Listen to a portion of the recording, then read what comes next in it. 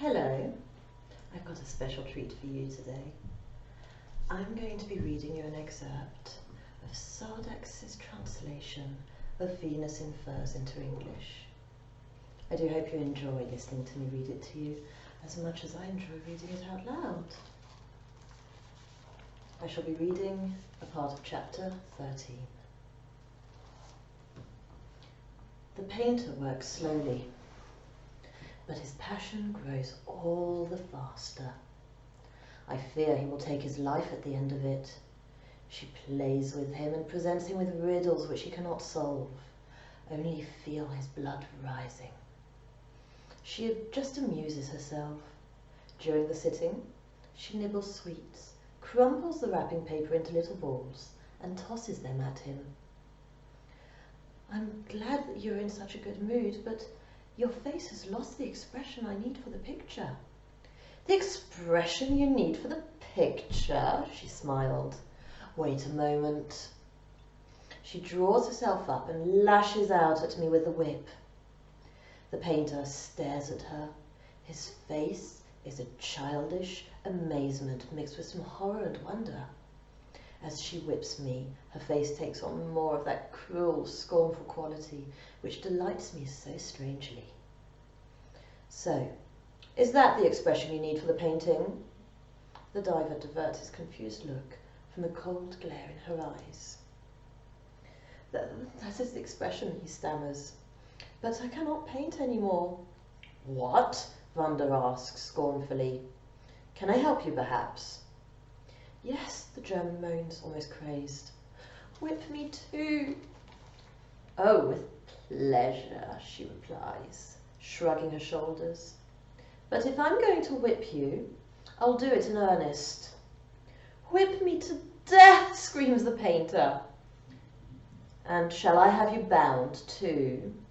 Yes, he groans. For a moment, she leaves the room and returns carrying some rope. So, do you have the courage to give yourself up, for better or worse, into the hands of Venus in Furs, the beautiful despot? She mocked. Bind me. The painter's voice was subdued. Wanda bound his hands behind his back, ran a length of rope through his arms and a second around his body, then tied him to a window frame, pulled back her furs, seized the whip, and approached him. The scene was an awful excitement which I cannot describe. I felt my heart beating as she laughingly prepared for the first lash. The whip whistled through the air, and he trembled slightly under it. She whipped again and again, her mouth half open, teeth flashing between her scarlet lips. And his blue eyes seemed to beg movingly for mercy. It was indescribable. She sits now for him alone. He is working on her head. She has posted me in a nearby room, behind the heavy curtain, where I can see, but not be seen. What is she up to? Is she afraid of him? She has made him mad enough. Or is she doing it as a new torment for me? My knees tremble. They speak together. He keeps his voice so low that I can understand nothing, and she answers in the same way. Is there some understanding between them? I suffer terribly. My heart is threatening to explode. Now he is kneeling before her, embraces her and presses his head to her breast, and the cruel goddess laughs. I hear her say out loud, "You need the whip again."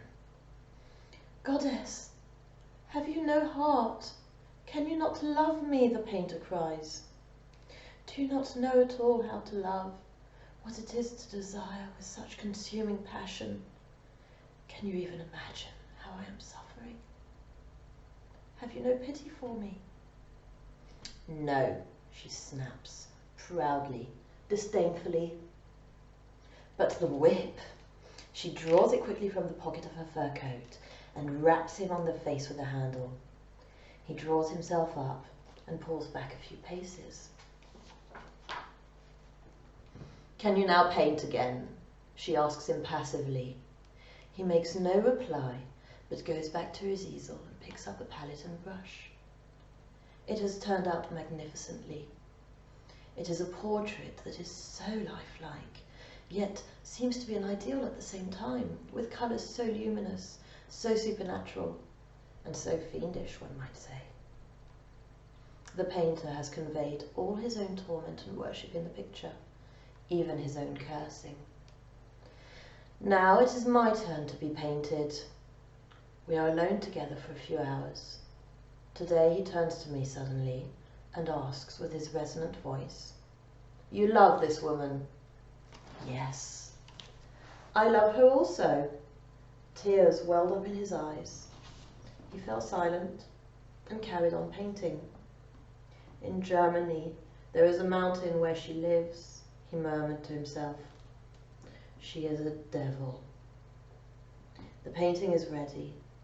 She wants to pay him for it magnanimously like a queen. "Oh, you have already paid me enough," he declines with a pained smile. Before he left, he secretively opened his portfolio and let me look inside. I was shocked. Her head looked at me as lifelike as in a mirror. I'm taking that with me. It is mine, and she cannot take it away. I have painfully earned it. "I actually feel sorry for the painter," she said to me. "It is so silly to be as virtuous as I am, don't you think so?" I hardly dared reply. "Oh, I forgot that I'm speaking to a slave. Now, I must go and amuse myself and forget all that. Quickly, my carriage." A new fantastic costume. Russian half-length boots of violet blue velvet, trimmed with ermine. A dress of similar material, raised and gathered up in narrow strips of the same fur. A short coat, matching and closely fitted, also richly lined with ermine. A high cap of ermine fur in the Catherine the Great style, with a small aigrette held by a diamond clip. Her red hair loose over her back. She climbs on the box and drives herself. I take my place behind her. How she whips her horses. The pair fly off in a gallop. Today, she apparently wants to cause a sensation, and she will succeed completely. She is the lioness of the Cassine. People greet her from the carriage. Groups assemble on the pathways to talk about her, but she takes no notice of anyone. Here and there, the greeting of an elderly gentleman is returned by a slight nod of the head.